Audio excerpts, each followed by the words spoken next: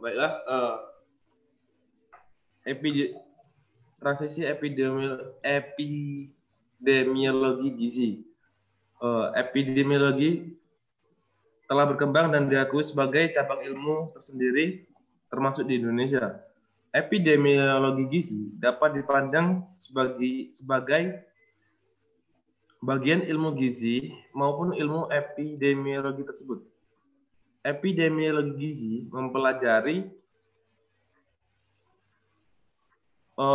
penyebaran penyakit terkait gizi dan faktor-faktor yang menentukan terjadinya penyakit pada manusia, serta aplikasi dalam mengatasi problem kesehatan.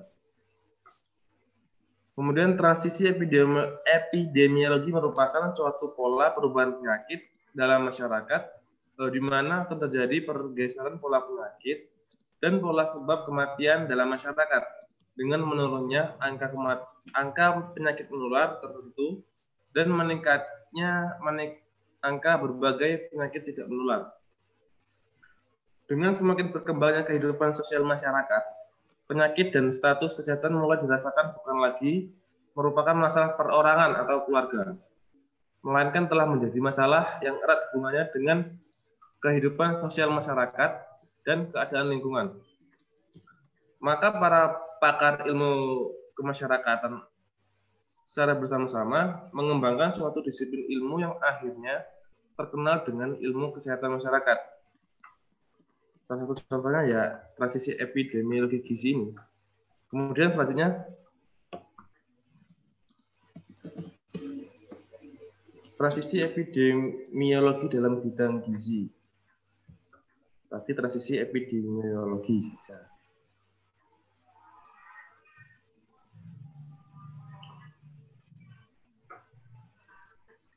Epidemiologi gizi merupakan satu-satunya metode dalam ilmu gizi yang dapat memberikan informasi langsung tentang keterkaitan gizi kesehatan pada populasi yang mempunyai asupan makanan dan zat gizi secara normal.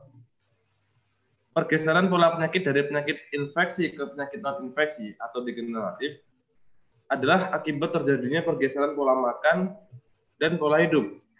Di sini terjadinya pergeseran dari pola makan tradisional yang tinggi karbohidrat, tinggi serat, tinggi dan rendah lemak ke pola makan modern yang tinggi lemak. Tapi rendah serat dan karbohidrat, kurangnya mengonsumsi buah-buahan, sayur-sayuran membuat tubuh serat dan dapat beresiko meningkatkan kadar kolesterol dalam tubuh. Next topik.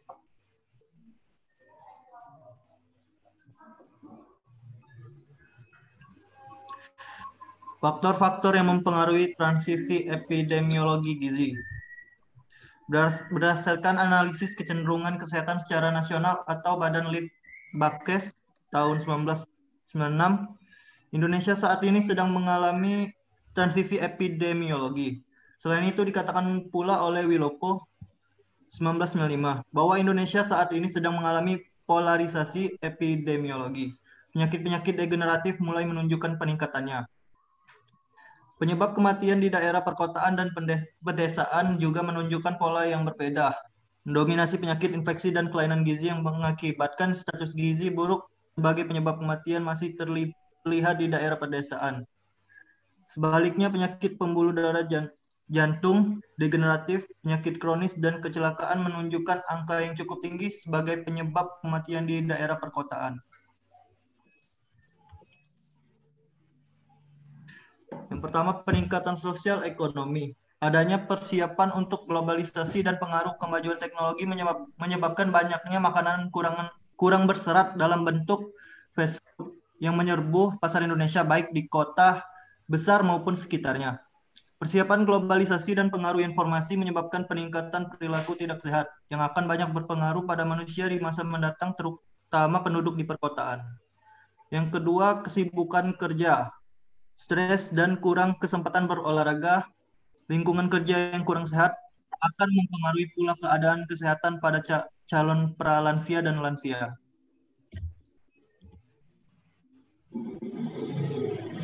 Dampak transisi epidemiologi dalam bidang gizi. Yang pertama, penyakit gizi lebih atau obesitas. Biasanya penyakit ini bersangkutan dengan kelebihan energi di dalam hidangan yang dikonsumsi relatif terhadap kebutuhan penggunanya atau energi ekspeditur. Orang yang kelebihan berat badan biasanya karena kelebihan jaringan lemak yang tidak aktif tersebut. Ada ahli gizi yang membandingkan kelebihan jaringan lemak pada orang yang kegemukan. Ini sebagai karung beras yang harus dipikul kemana-mana tanpa mendapat manfaat daripadanya. Ini akan meningkatkan beban kerja dari organ-organ tubuh terutama kerja jantung. Selanjutnya Kabul. Izin dulu. Izin, Bu. Silakan. Waktunya kan ini kan 30 menit. Boleh? Jadi nanti Kenapa? ini Bu, waktunya kan cuma 30 menit. Jadi nanti kalau misalkan keluar silahkan masuk lagi gitu, Bu. Oke.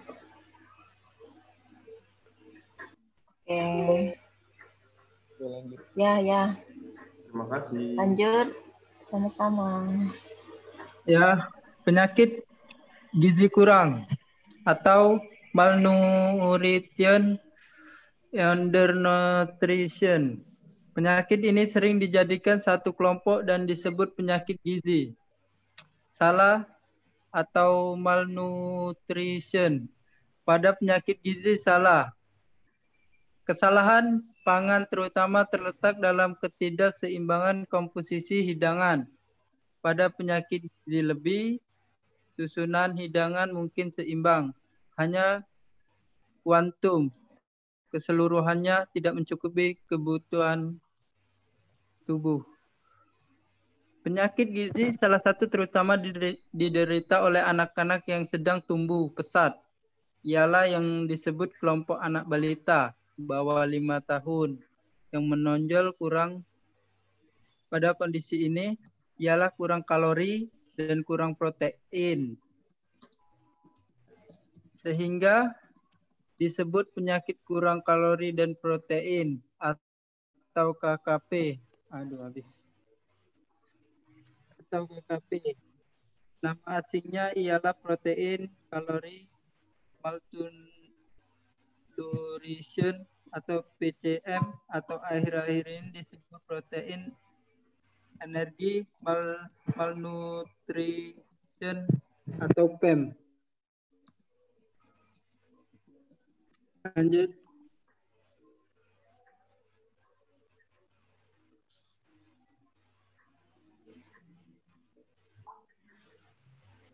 Terima kasih. Baiklah, terima kasih. Sama-sama. Itu tadi presentasi dari kelompok kami. Mungkin dari teman-teman Indralaya akan menyambung presentasi. Ya, bagus sekali ya. PPT-nya isinya juga ada perubahan. Ya, seperti itulah kalau buat PPT. Oke, ada gambar, dikasih warna-warni. Jangan hitam putih ya, nak cak TV aja. Hitam putih ya. Oke, bagus sekali kelas Palembang. Lanjut ke kelas Indralaya. Oh iya, kalau boleh tahu 035 itu siapa ya? Handini tuh. Bukan mahasiswa penjas. Siapa? Herdian, Bu. Saya, Bu. Oh, Herdian. Handini Itu, Bu, Rahman Dwi yang ada aku, Bu. Aku tuh aku kira Rename. Oh, iya, Bu. Oke, boleh tunggu ya. Iya, Partisipan. apa kamu? Apa Jangan, nanti? apa? Apa? Ya gantilah. Sudah, Bu. Sudah di-rename, Bu. Sudah ya? Udah, Bu. Ya. Oh, ganteng. Nah, iya. Gizi lah. Terima kasih, Bu. Oke, lanjut kelas Indralaya.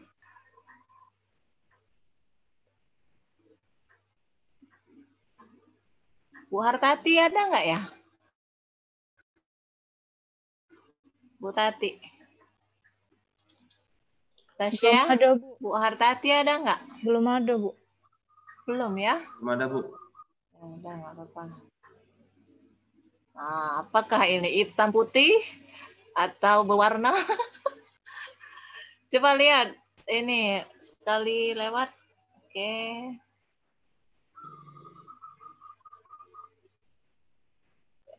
Oke, terus Kelihatan, Bu. kelihatan. Ya, hitam hijau ya temanya hari ini. Hitam hijau. Ya. Nih, wow, banyak sekali ini. Rama ada nggak? Rama. Ada, Bu. Gustomi. Gustomi. Baru masuk, Bu. Baru di admit. Baru. Karlina. Hadir, Bu. M. Taufik. Hadir, Bu. Ada Suryo. Tidak hadir. Alfikri. Hadir, Bu. Febri. Hadir, Bu. Ya, sudah ya? Silakan dimulai. Oke, baiklah. Assalamualaikum warahmatullahi wabarakatuh. Waalaikumsalam warahmatullahi wabarakatuh. Salam. Baiklah, kami dari kelompok 4 yang di sini kami akan presentasi tentang kelompok kami yang berjudul Transisi Epidemiologi Gizi.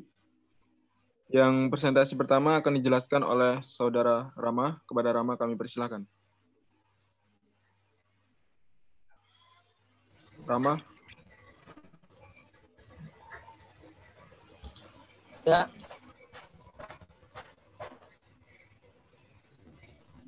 Lanjut, Mas. Transisi epidemiologi gizi. Pengertian transisi epidemiologi. Ngapa di net sih? Sudah. Halo? Sudah.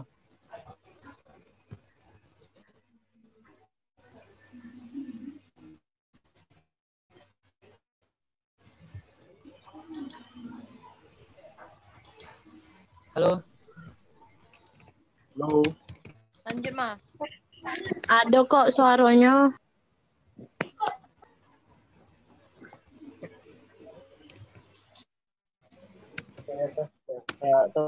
Ganti. Bawa aja. Ya, call lihat. Langsung cover.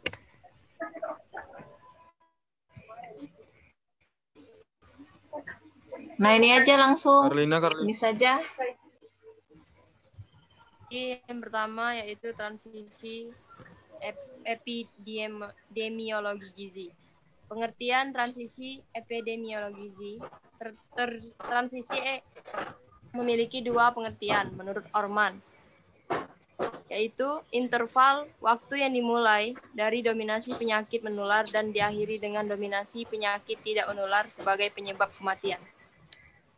Yang dinamis, proses dinamis pola sehat sakit dari suatu masyarakat berubah sebagai akibat dari perubahan demografi, sosial, ekonomi, dan teknologi, serta politis.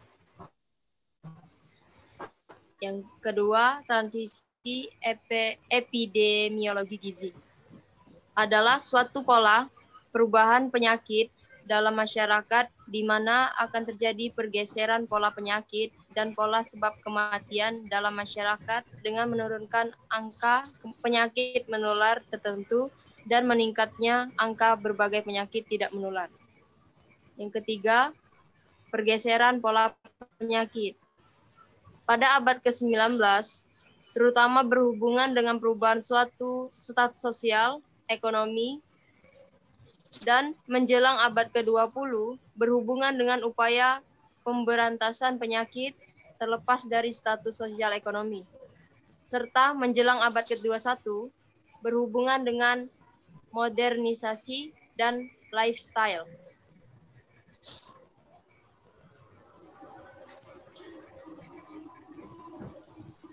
Oke, selanjutnya yang akan disambungkan yang akan dijelaskan oleh Taufik kepada Taufik.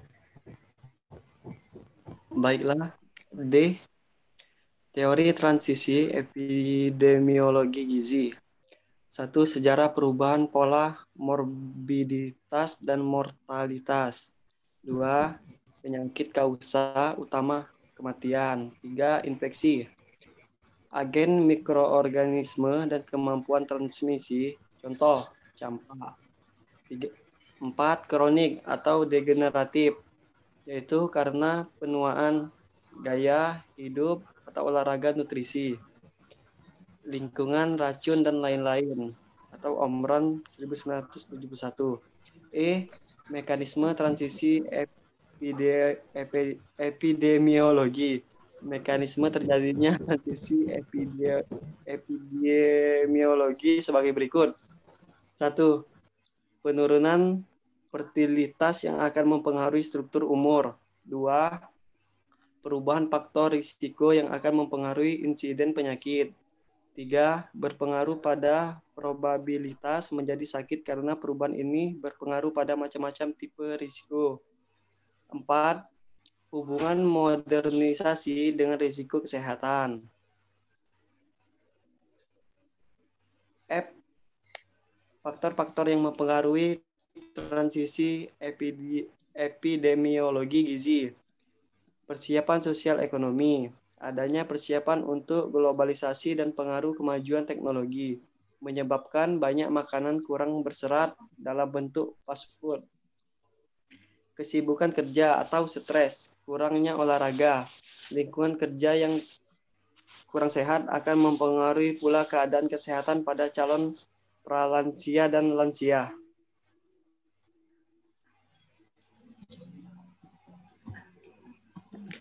G.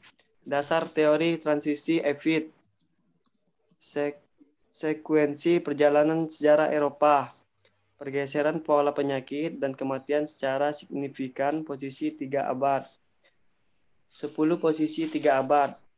Abad pestilens dan kelaparan. SV tahun 1875. 1. Mortalitas dan fertilitas tinggi. 2. Umur harapan hidup sangat rendah. Kurang 40 tahun. 3. Abad penyusutan pandemik 1875 sampai 1930. 4. Frekuensi epidemik menurun. 5. Penyakit degeneratif muncul dan meningkat lambat. Umur harapan hidup meningkat 30 sampai 55 tahun. Abad penyakit degeneratif dan ulah manusia. 9. Mortalitas rendah. Fertilitas kritis pada dinamika populasi. 10. Umur harapan hidup tinggi, 70 lebih.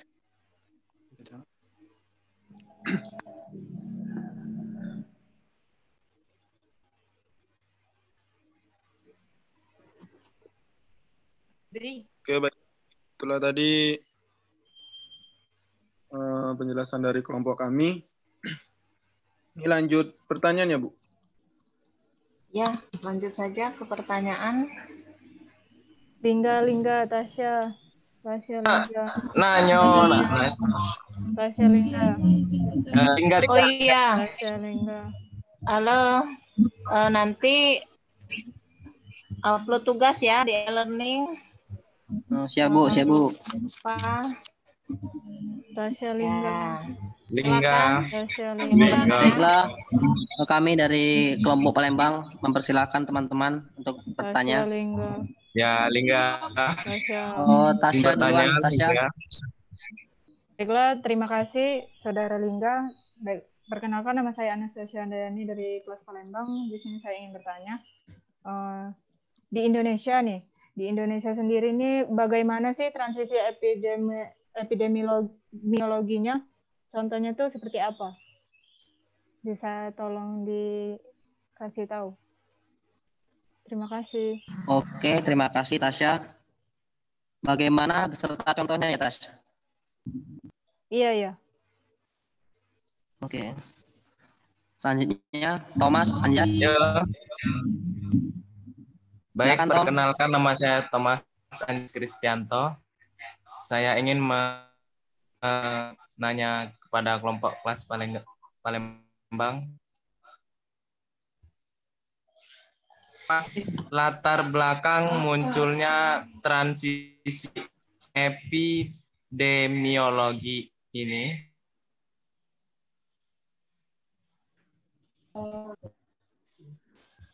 Gimana? Latar belakang, ulangi Tom, sekali lagi Tom.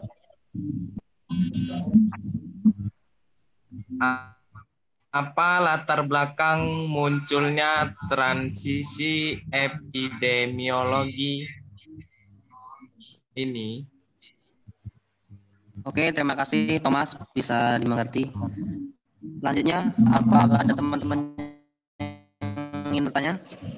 Lucy dong. Ya, Lucy, silakan Lucy. Terima kasih. Saya Luciana ingin bertanya kepada kelompok kelas Palembang. Jika berbicara tentang transisi epidemiologi, pasti kan berhubungan erat dengan penyakit dan kematian. Jadi yang ingin saya tanyakan, apa penyakit penyebab kematian tertinggi di Indonesia saat ini? Terima kasih.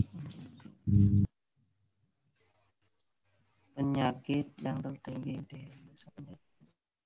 Oke, terima kasih Lucy. Baiklah teman-teman, di kelompok Palembang sudah ada 3 pertanyaan. Saya lempar ke kelas Indralaya. Ya, baiklah, terima kasih. Ya, di sini kelompok Indralaya membuka sesi pertanyaan. Bagi yang ingin bertanya, dipersilahkan.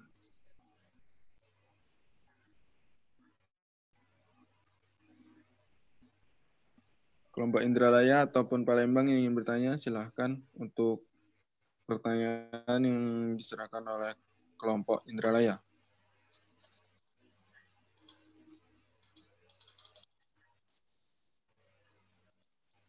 Silakan.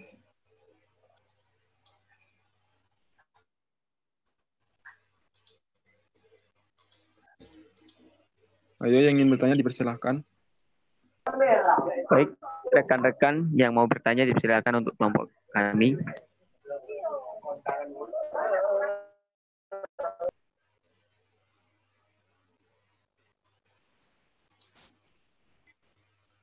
Kalau nggak ada, nggak apa-apa, nanti aja.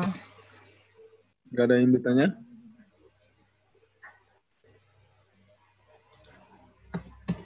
Mungkin di pertengahan ketika menjawab pertanyaan mungkin ada teman-teman yang ingin bertanya nanti. Iya, boleh. Mungkin bisa dilanjut untuk menjawab pertanyaan Palembang. Langsung ke Palembang. Ya, jawab aja yang mana yang bisa dijawab. Oke. Kami serahkan lagi kepada kelas Palembang. Saudara Lingga. Oh ya, Web. Ki, tolong bantu menjawab, Ki. Nyari dulu nggak? Nyari dulu. Bentar, masih di kita utik. Mungkin sedikit saran, mungkin pertanyaan bisa ditulis di kolom chat, nanti teman-teman yang lainnya bisa menjawab gitu.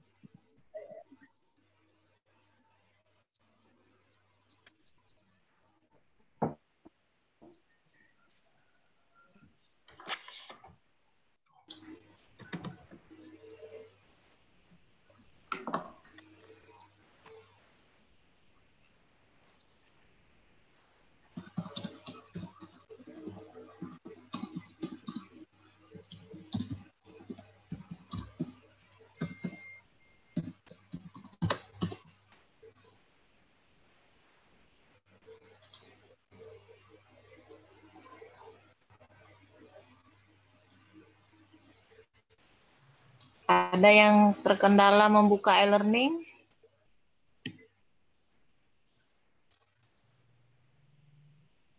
Ada nggak yang terkendala membuka e-learning?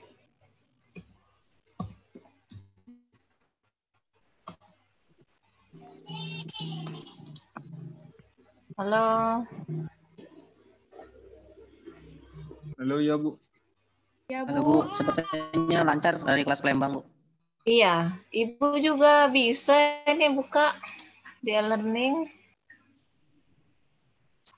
Sinyalnya ya. Dari teman-teman lain mungkin ada kendala.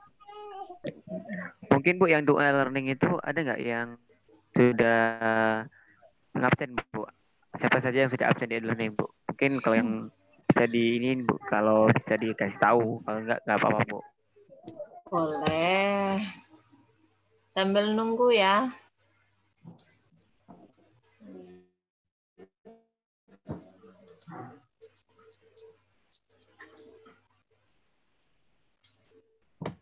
Mohon izin moderator Lingga.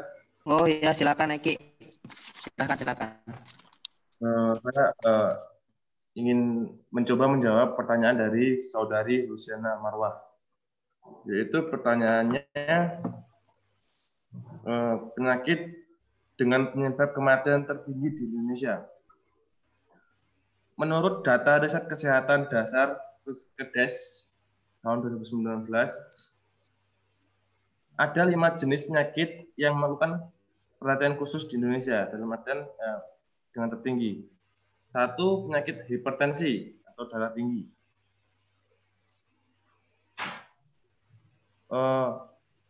Fakta menunjukkan bahwa prevalensi hipertensi naik dari 25,8% pada tahun 2013 menjadi 34,1% pada tahun 2019. Kondisi ini mengakibatkan kematian sekitar 8 juta orang per tahun, kurang lebih. Hipertensi seringkali disebut dengan the silent killer, karena sebagian besar penderitanya tidak mengalami tanda-tanda atau gejala, sehingga tidak menyadari bahwa tubuhnya telah terkena hipertensi. Dalam beberapa kasus, penderita baru mengetahuinya setelah terjadi komplikasi. Maka itu tidak dapat dipungkiri jika hipertensi menjadi salah satu penyebab kematian tertinggi di Indonesia. Kemudian nomor 2 disusul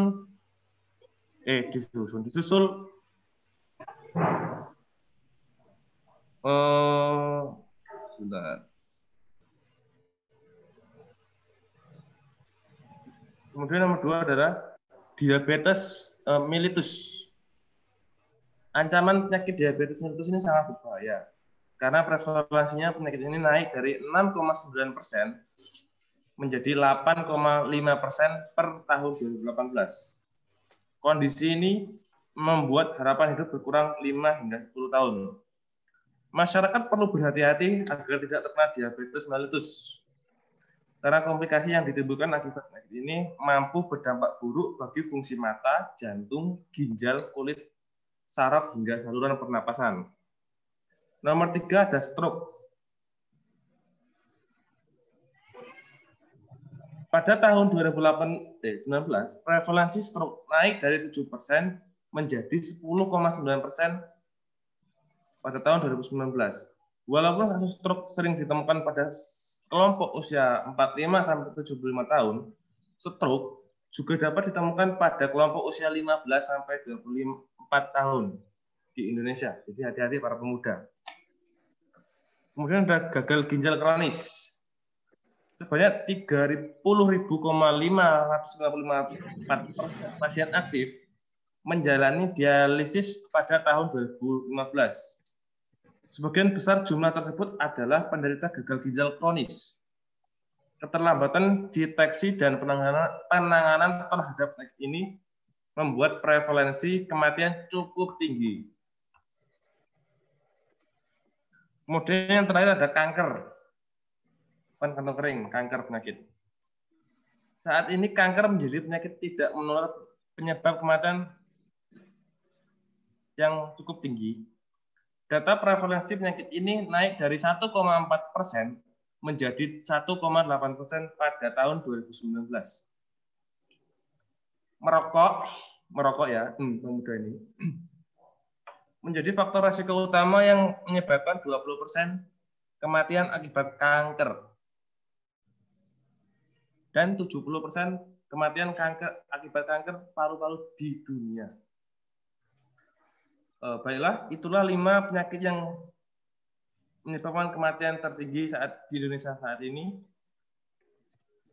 Kenaikan prevalensi untuk kelima penyakit ini disebabkan oleh pola hidup tidak sehat masyarakat Indonesia. Maka dari itu, penerapan gaya hidup sehat sangat diperlukan sebagai langkah pencegahan penyakit. Peduli kesehatan sejak dini adalah kunci hidup bermakna di masa depan. Sekian yang bisa saya sampaikan untuk menjawab pertanyaan dari saudari Lucy. Baiklah, terima kasih Eki Kurniawan. Untuk saudari Lucy, apakah sudah jelas? Baiklah, terima kasih untuk saudara Eki, sudah sangat jelas. Tadi ada 5 penyakit yang bisa menyebabkan kematian tertinggi di Indonesia, yaitu ada hipertensi, diabetes mellitus, stroke, gagal ginjal, dan kanker. Terima kasih untuk saudara Eki, sudah sangat jelas. Izin moderator mengajukan pertanyaan. Ya, sama-sama Lucy. Ya, silakan untuk bertanya. Baik, izin bertanya kepada kelas Indralaya mengenai materi kalian, yaitu epidemiologi transisi.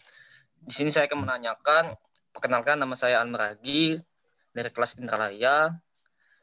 Pertanyaan saya adalah, apakah transisi epidemiologi ini berdampak pada demografi di Indonesia? Mengingat pada tahun 2025 sampai 2030 di Indonesia akan mendapatkan bonus demografi. Terima kasih. Bisa diulangi, Saudara Al? Apa? Ulangi. Baik, saya akan ulangi.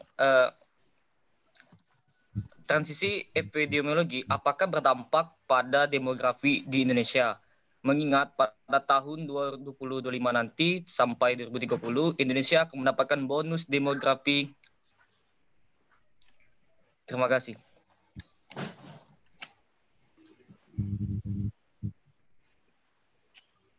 Izin menjawab, moderator. Oh ya, silakan Kabul. Kami persilakan untuk jawab. Ya, di sini saya akan menjawab pertanyaan dari saudara Thomas. Apa sih latar belakang munculnya transisi epidemiologi?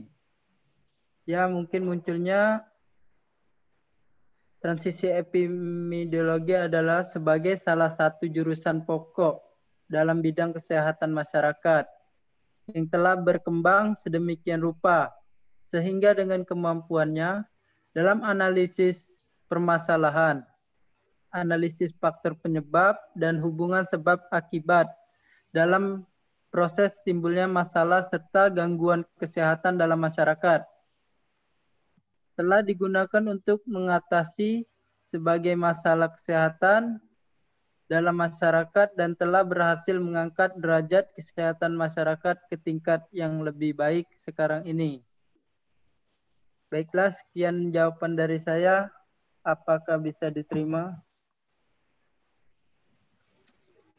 Ya, terima kasih Saudara Kabul.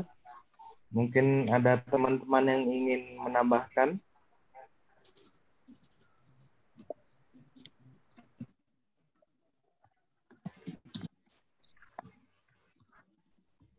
Kalau tidak ada, saya kembalikan kepada moderator.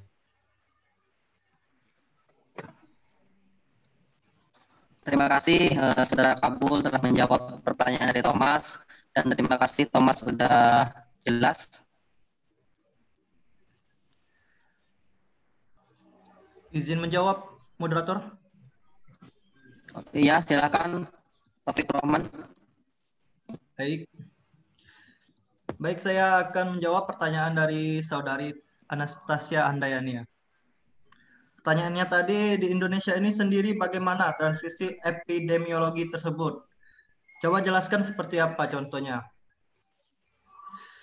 Di Indonesia, transisi epidemiologi menyebabkan terjadinya pergeseran pola penyakit, di mana penyakit kronis degeneratif sudah terjadi peningkatan. Penyakit degeneratif merupakan penyakit tidak menular yang berlangsung kronis seperti penyakit jantung, hipertensi, diabetes, kegemukan, dan lainnya. Kontributor utama terjadinya penyakit kronis adalah pola hidup yang tidak sehat, seperti kebiasaan merokok, minum alkohol, pada makanan dan obesitas, aktivitas fisik yang kurang, stres, dan pencemaran lingkungan. Sehingga Indonesia menanggung beban ganda penyakit di bidang kesehatan, yaitu penyakit infeksi masih merajalela dan ditambah lagi dengan penyakit-penyakit kronik degeneratif. Bila kondisi ini tidak segera diperbaiki dengan pola makan yang benar dan baik, maka dapat berakibat timbulnya berbagai penyakit, terutama penyakit degeneratif atau jantung, diabetes, bahkan kanker kolon. Saat ini masyarakat kita juga mengarah pada masyarakat modern yang mempunyai kesibukan sangat tinggi, sehingga sangat wajar apabila terjadi perubahan pola makan di mana mereka tidak punya waktu untuk mengkonsumsi buah-buahan dan sayur-sayuran yang segar. Mungkin itu saja jawaban dari saya. Apakah ada yang ingin menambahkan? Berarti semakin majunya peradaban di era modern ini, penyakit degeneratif tuh semakin meningkat, pertambahan pasien yang menderita penyakit itu ya, Pak. Ya, betul. Bagaimana juga cara kita untuk mengatur pola makan kita agar kita dapat terhindar dari penyakit tersebut. Terima kasih, Saudara Taufik.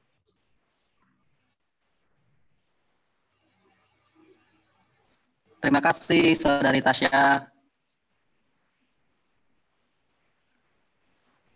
Baiklah, dari kelompok Palembang, pertanyaannya sudah terjawab semua. Dan itu ada Saudara Rizky bertanya di kolom chat untuk kelas Indralaya.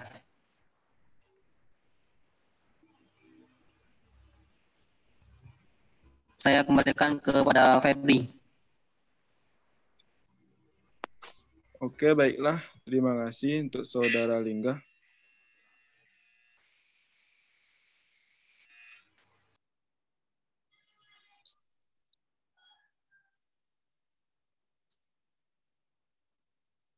Oke, halo.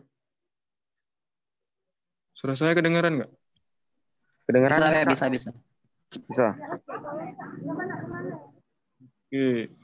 Tadi ada pertanyaan dari Saudara Almaragi ya. Karlina, apakah ingin menjawab? Belum, Pak, belum.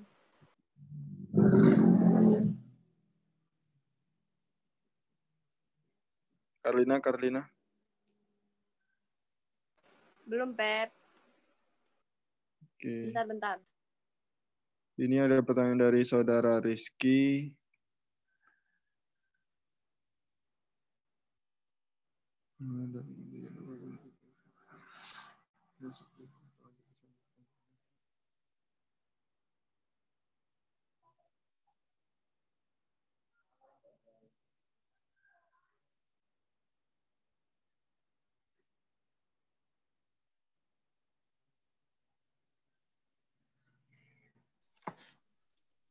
Apakah boleh izin menjawab pertanyaan Rizky Salman, moderator? Ini kan dari kelompok kami, Al. Oh ya. Tambahan aja, Al. Sabar. Tambahan aja ya. Iya, Bu. Ya, Bu. Oke, baiklah. Saya ingin menjawab dari Saudara Rizky Salman dengan pertanyaan, apakah penyakit COVID-19 atau Corona termasuk juga penyakit yang mematikan? Menurut kelompok kami, dan itu juga termasuk karena dalam 1 tahun belakang, mulai dari 2019 kemarin kan sudah banyak kematian warga Indonesia ataupun dunia. Dunia pun juga mengalami hal tersebut. Itu pun penyakit baru ataupun bukan penyakit yang lama seperti penyakit jantung ataupun kanker dan sebagainya. Itu juga termasuk penyakit mematikan karena dari penyakit itu kita banyak mengalami perubahan, sepertinya kayak kuliah ini kita dibikin daring ataupun yang lain sebagainya. Terus juga banyak kendala yang lain seperti banyak di PHK dari pekerjaannya masing-masing ataupun perubahan yang lainnya. Jadi, apakah penyakit COVID itu mematikan? Saya anggap juga mematikan, karena juga banyak yang takut tentang COVID-19 ini. Oke, baik. Izin rekan saya, Febri, boleh menambahkan? Oke, silakan. Pertanyaan dari Rizky Saman tadi memang benar apa yang dibilang. Mungkin rekan-rekan di sini sudah mengetahui bagaimana gencarnya virus corona ini yang membuat sedunia ini takut. Tapi banyak berbahaya itu jika kita tidak menjaga kebersihan, hal-hal yang penting gitu kan. Jadinya ada efek negatif dan efek positif juga berbahaya COVID-19 ini. Jujur di seluruh dunia pun merasakan. Jadi kalau dikatakan virus yang berbahaya, sangat berbahaya. Toh faktanya sampai sekarang masih banyak korban-korban berjatuhan yang meninggal dan juga lagi sakit dan juga sembuh. Itu berarti termasuk namanya pandemi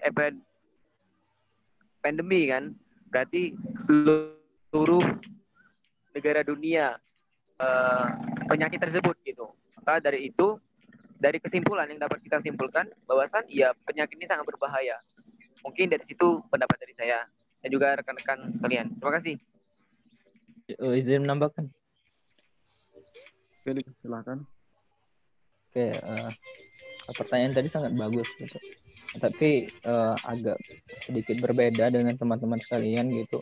Dari Pak Lukman Hakim gitu pernah berstatement katanya penyakit corona ini adalah virus yang berbahaya tetapi tidak mematikan, karena kalau mengukur dengan angka kematian penyakit jantung lebih mematikan daripada virus corona, karena kematian terbesar itu adalah penyakit jantung gitu. Mungkin seperti itu. Kalau berbahaya iya, cuman tidak mematikan gitu. Dari statement dari Bapak Dr.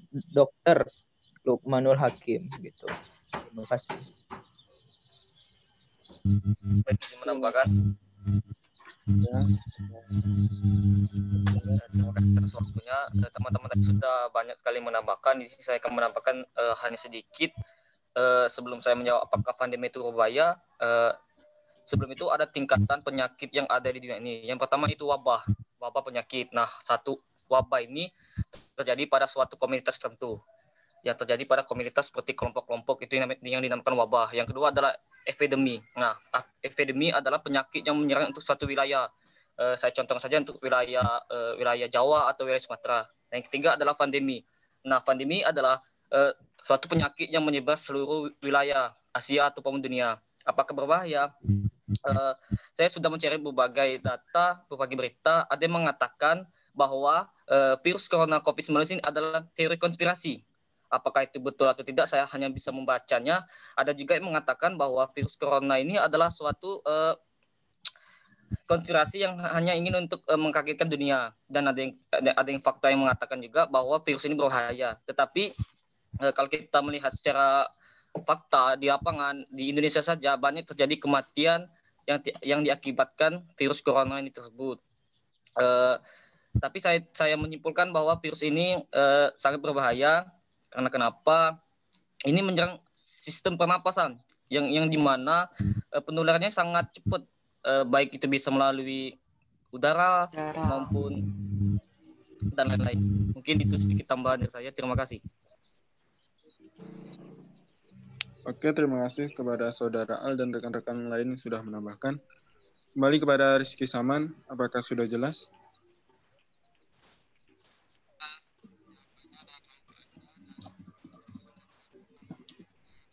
Rizky Saman, gimana Rizky Saman? Ini suara Rizky tidak kedengaran, kecilnya suaranya. Ya, kecil nih.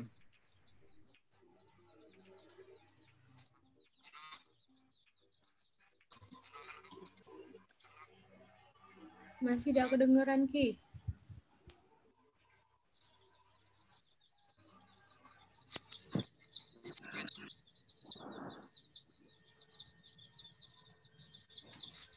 Nggak denger Ki suaramu Ki.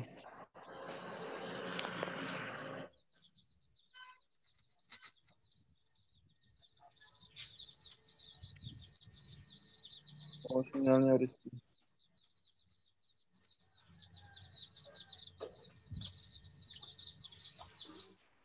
Kalau Rizky nggak bisa, suaranya ada gangguan, mungkin yang lain ya, bantu.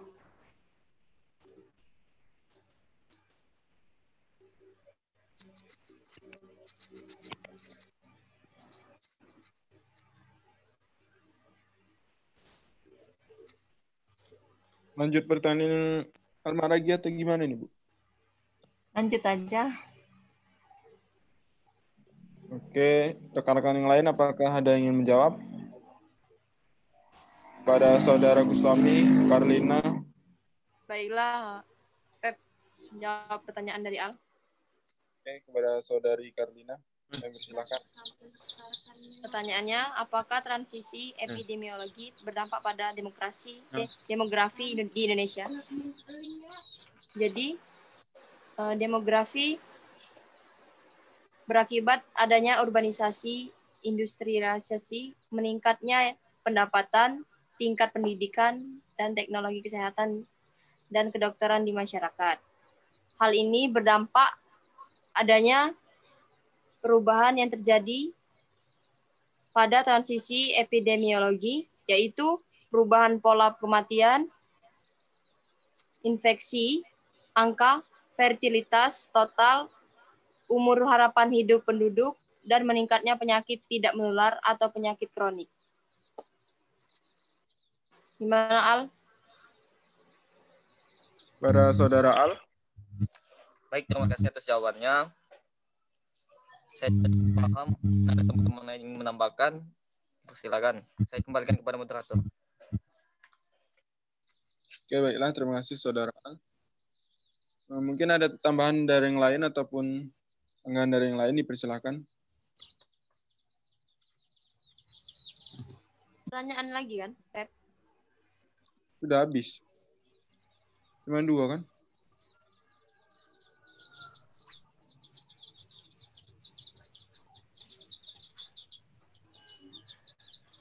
Cuma 2 dari Rizky sama Alkar.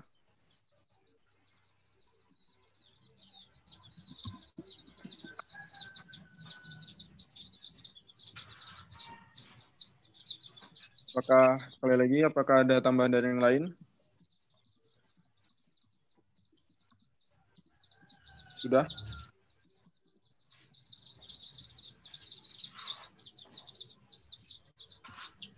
Nah, baiklah, mungkin tidak ada sanggahan ataupun tambahan dari yang lain. Mungkin saya rasa cukup. Ini izin Bu, ini langsung ditutup atau Ya. gimana Bu? Sudah ya?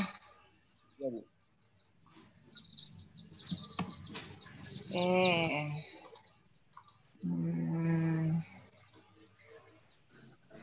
Transisi epidemiologi ya.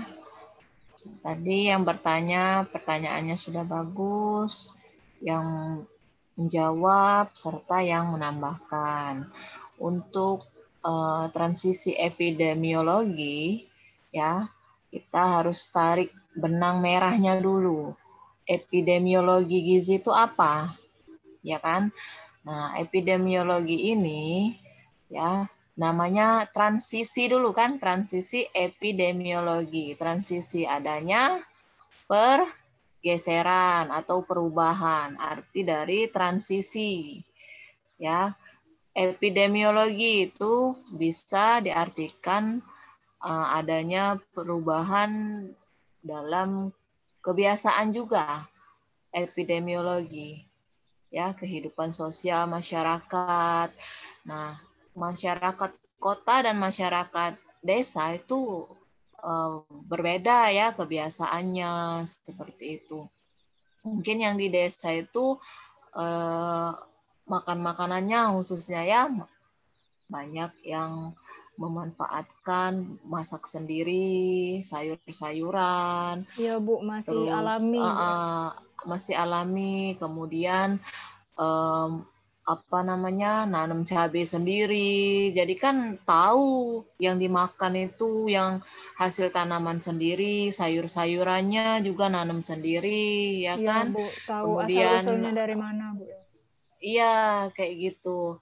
Nah, dibandingkan dengan masyarakat di perkotaan, ya, kayak di Palembang, Palembang kan sudah termasuk kota, itu kan Palembang kota, kemudian di kota-kota besar seperti di Jakarta, kayak gitu kan. Nah, itu masyarakatnya juga satu budayanya kan eh, bekerja dari pagi sampai larut malam kayak gitu. Kemudian bisa mengganggu waktu istirahatnya. Itu kan termasuk ke transisi juga, perubahan pola hidup kamu ya, yang biasanya tidur teratur, yang biasanya makan dimasakin orang tua. Nah, apabila nanti kamu sudah bekerja kelak ya, jangan langsung berubah kebiasaannya seperti itu. Beli makanan yang cepat saji itu sangat berdampak sekali untuk kesehatan kita kayak gitu. Nah, itulah kata kunci dari transisi epidemiologi, di mana pada masyarakat zaman sekarang ya terjadinya perubahan satu, pola hidupnya, dari makanannya, dari jam istirahatnya, sehingga tidak kita sadari ya tubuh kita itu lambat laun ya tidak sesuai kayak gitu makanannya. Terutama makanan itu kalau kita presentasikan ya memiliki dampak yang signifikan ke tubuh kita. Dari 10 sampai 100 itu 85% untuk makanan ya. Makanan. Kemudian apalagi istirahat yang cukup, bergadang. Nah, begadang itu kalau kamu sekali-sekali ya nggak jadi masalah gitu kan. Tapi kalau memang sudah jadi habit, kebiasaan, ya bergadang itu kamu biasanya tidur jam 12. Itu kebiasaanmu. Kalau di bawah jam 12 kamu nggak bisa tidur. Nah, tapi kalau kamu dulu membiasakan tidur setelah sholat isya kan, kalau jam 8 malam makan itu nggak bagus. Artinya apa? Kita harus memanage lagi waktu untuk tidur. Ya kan? Kamu habis isya makan jam 8. Nah, itu kan sudah menimbun penyakit. Dan ada kaitannya juga dengan penyakit degeneratif, transisi epidemiologi nih, ya kan? Nah, itu dikarenakan apa? Kesalahan individunya, tidak bisa memanage tubuhnya sendiri, makanannya, istirahat, dan olahraga. Nah, olahraga pun tidak perlu membutuhkan waktu yang lama, nggak usah 15 menit, 20 menit itu sudah cukup ya untuk memacu, terutama ya untuk pernapasan kita, jalan santai kayak gitu kan. Nah, sekarang kan ada juga penyakit corona ini, atau yang kan lagi bersepeda tuh lagi boomingnya ya. Nah, bersepeda pun juga bisa meninggal loh. Ya, ada kasus di Palembang, Ibu lupa di KM berapa kayak gitu. Kalau nggak salah di perumahan elit yang dekat bandara itu, bersepeda, pakai masker, terus meninggal gitu. Artinya apa? Itu kan case baru ya. Orang berolahraga meninggal pakai masker. Nah, nggak mungkin kalau Bapak atau yang bersangkutan itu tidak memiliki riwayat dulu, ya, memiliki riwayat sakit gitu. Ya nggak? Kalau kita sehat walafiat, mudah-mudahan tidak langsung meninggal waktu berolahraga, bersepeda, tapi bisa menjadikan pelajaran untuk kita ya, yang masih usia produktif, yang masih bisa sehat, melakukan apa saja, itu belum sakit pinggang, sakit dengkul, ya enggak? Belum jalan dikit menges, kayak gitu. Nah, itu karena kebiasaan juga. Nah, itulah dahsyatnya transisi epidemiologi untuk masyarakat, yang memang masyarakat itu ilmu ke sana tuh kurang gitu. Apalagi kayak sekarang ya nggak, corona ya, yang mewajibkan kita memang stay at home. Kalau keluar kan boleh kita, tapi hindari kerumunan. itu sebenarnya teguran juga untuk kita kayak gitu kan, bahwa memang kesehatan itu ya yang corona itu kan berasal dari Cina dulu, langsung cepat sekali ya menularnya gitu sampai di Indonesia, begitu cepat begitu dahsyatnya gitu. Memang kita sendiri kan sekarang kan kalau corona nih ya menyelamatkan diri sendiri dulu ya, antisipasi diri kita dulu baru orang lain gitu. Nah makanya mahasiswa penjas di semester 5 ini diharapkan nih Bu ya, dengan kita sudah tahu transisi epidemiologi itu bagaimana, minimal kita mengantisipasi ya kan, kita hindarilah makanan-makanan memang yang membawa dampak ke depan, bukan hari ini, ke depan, jangka panjang. Kita tuh berpikir bukan untuk hari ini saja, tapi bagaimana dampak ke depan gitu. Ya, yang nggak suka makan sayur, nah itu minimal harus makan gitu. Sehari itu harus makan, walaupun nggak banyak gitu, sehingga gizi kita itu tercukupi dan kita bisa menangkal segala penyakit gitu ya, mumpung kita masih muda, masih umur 20 tahunan ya kan, kamu kan ada yang 19, ada yang 18 atau 20, 21 kayak gitu kan, masih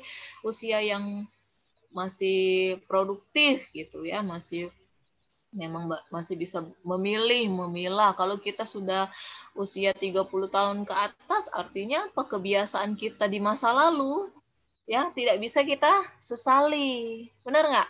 Bisa nggak kita memutar kembali waktu, flashback ke belakang? Nggak bisa kan? Jadi mumpung sekarang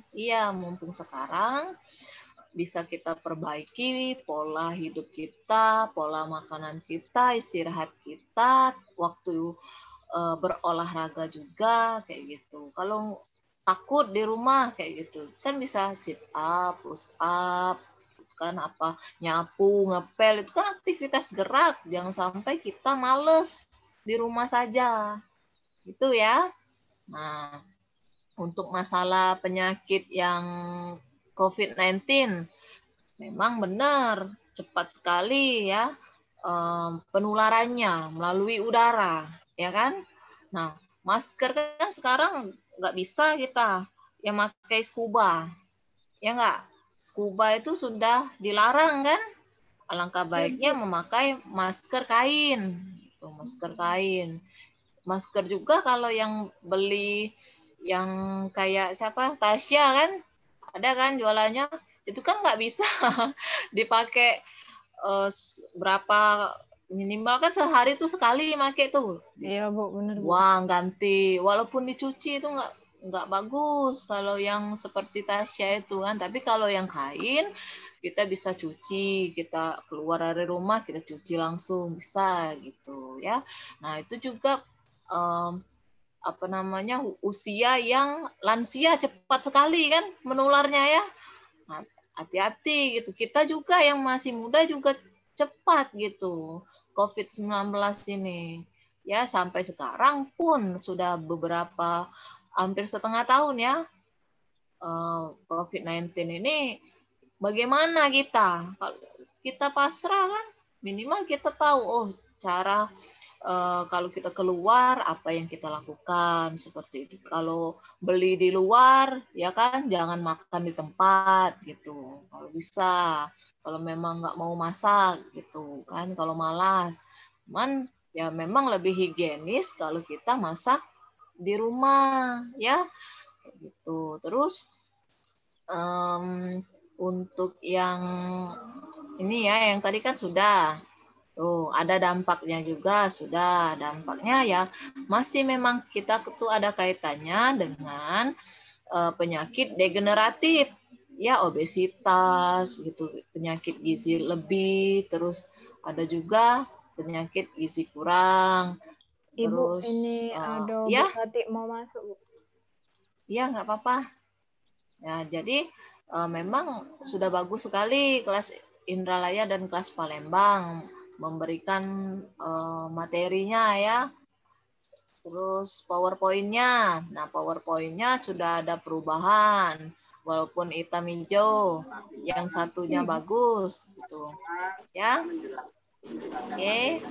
Nah, untuk minggu depan ya, diharapkan khususnya untuk PowerPoint disertakan dengan contoh gambar-gambar gitu. Jadi materinya itu lebih jelas ya, lebih jelas, lebih menarik, orang tertarik dan pemahaman juga bisa lebih bagus gitu, lebih paham gitu kan. Nah, ada pertanyaan Kak sejauh ini? Ada tentang transisi epidemiologi gizi? Ada nggak? Ada? Nggak ada? Untuk saat ini alhamdulillah cukup paham Bu atas penjelasan Ibu. Ya. Jadi kita tarik benang merahnya dulu, arti transisi epidemiologi gizi. Kayak gitu. Kalau tidak ada pertanyaan, Ibu rasa cukup ya dengan Ibu Hartati. Ibu ada tambahan nggak Bu? Bu Tati? Ya, Ibu Tatinya lagi ini ya, lagi menguji. Ada yang ujian skripsi atau tesis gitu. Ya, nggak apa-apa. Kalau tidak ada, Tasya, simpulkan Tasya ya, dan langsung ditutup saja. Iya Bu, dipersilakan untuk kelas Palembang dan Indralaya menyimpulkan hasil presentasinya tadi. Baiklah, terima kasih Tasya. Di sini dari kelompok 4 Palembang menyimpulkan bahwasanya transisi epidemiologi bermula dari suatu perubahan kompleks dalam pola kesehatan dan pola penyakit utama penyebab kematian, di mana terjadi penurunan prevalensi penyakit infeksi atau penyakit menular, sedangkan penyakit non-infeksi, penyakit tidak menular, justru semakin meningkat. Hal ini terjadi dengan berubahnya gaya hidup, sosial, ekonomi, dan meningkatnya umur harapan hidup, yang berarti meningkatnya pola resiko timbulnya penyakit degeneratif seperti penyakit jantung koroner, diabetes mellitus, hipertensi, dan lain-lain. Mungkin itu tadi kesimpulan dari kelompok kami, kelompok Palembang. Terima kasih Saudara Lingga. Dipersilakan untuk kelas Indralaya menyampaikan hasil kesimpulannya. Oke, baiklah. Terima kasih. Kesimpulan dari kelompok kami. Di Indonesia itu berdasarkan survei kesehatan rumah tangga, pola penyebab kematian pada umumnya di Indonesia penyakit jantung dan pembuluh darah yang dianggap penyakit pembunuh nomor 1 di Indonesia. Dengan kendala pembiayaan kesehatan yang rendah dan timpang, dan pemanfaatan pelayanan kesehatan yang kurang memadai, dan secara keseluruhan total pengeluaran untuk kesehatan di Indonesia lebih rendah dibandingkan dengan negara tetangga. Jadi untuk di Indonesia, untuk pembiayaan kesehatannya itu sangat kurang dikeluarkan oleh pemerintah. Terima kasih. Baiklah, terima kasih untuk Saudara Febri atas penyampaian kesimpulannya. Ini langsung ditutup Bu ya? Ya, ditutup saja Tasya. Ya Bu. Baiklah, terima kasih untuk teman-teman yang sudah presentasi hari ini. Semoga ilmu yang kita dapat menjadi berkah dan menjadi bekal kita untuk kedepannya nanti. Amin. Wassalamualaikum warahmatullahi wabarakatuh. Waalaikumsalam warahmatullahi wabarakatuh. Terima kasih. Terima kasih.